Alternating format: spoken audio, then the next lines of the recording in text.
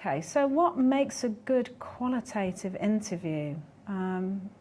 It's really like a conversation, kind of like we're having today, in a way, except as an interviewer, you want to listen more than perhaps we're doing. We're talking quite a bit back and forth, but when you're interviewing somebody, the skill is to let the interviewee talk, feel comfortable and really tell you about their experiences.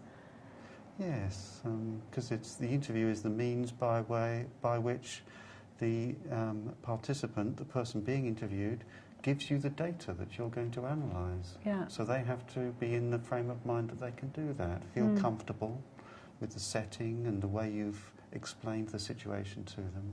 So, be in a mental state where they feel comfortable describing their experiences and using their own words to describe things for you and, explore some of their understandings or perceptions or experiences. Yeah. And they're not going to go into that straight away. We have to do a bit of groundwork, first of all, don't we, to help people settle into an interview by helping to introduce them a little bit to where we're going and establishing that very important rapport, especially if we're going to ask them questions that have them perhaps unpick or tell us a little bit about perhaps an evocative question or something that has been challenging, or, like giving up smoking, really big challenge.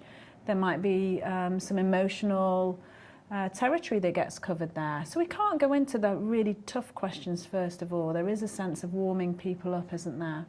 Yeah, I think that's right, and the interview is a process. It's got a beginning, a middle and an end, and it should move along. Yeah. It's not just going round and round some experience that the participant has had.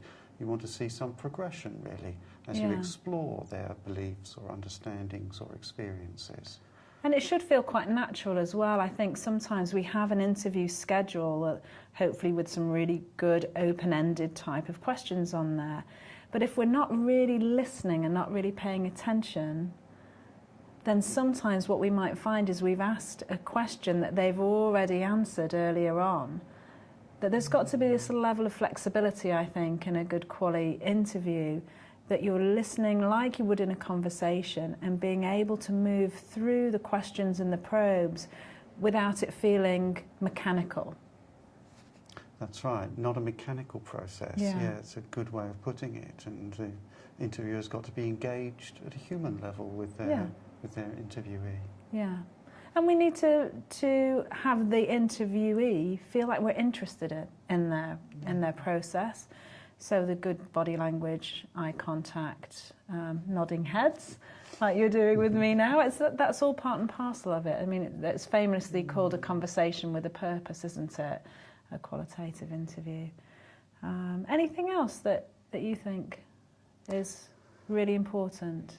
Well, it's about the interaction with the participant and giving the participant, showing respect for the participant, protecting them in some ways, recognising that they're making themselves a little bit vulnerable quite often, and also giving them the space and the opportunity to give you some good data for analysis. Yeah, the power of the pause sometimes gets overlooked by novice researchers, doesn't it? They tend to be so fixed on going through the questions that they don't give people enough time to reflect and pause. And also the really good prompts and probes. Can you tell me a little bit more about that? Or, that's interesting. What was that about? What did that mean for you? Especially with IPA research, if you're going down that route, that meaning making is where that data really needs to go. So it won't perhaps naturally go there unless you ask those prompts that help shepherd it there in a way. That's right, and the participant, the individual, is at the centre of it. And, because the participants are really special in qualitative research. So perhaps we could think a little bit about participants. In qualitative research. Yeah, because they are our data, and that's where the richness comes from. That's right. Okay.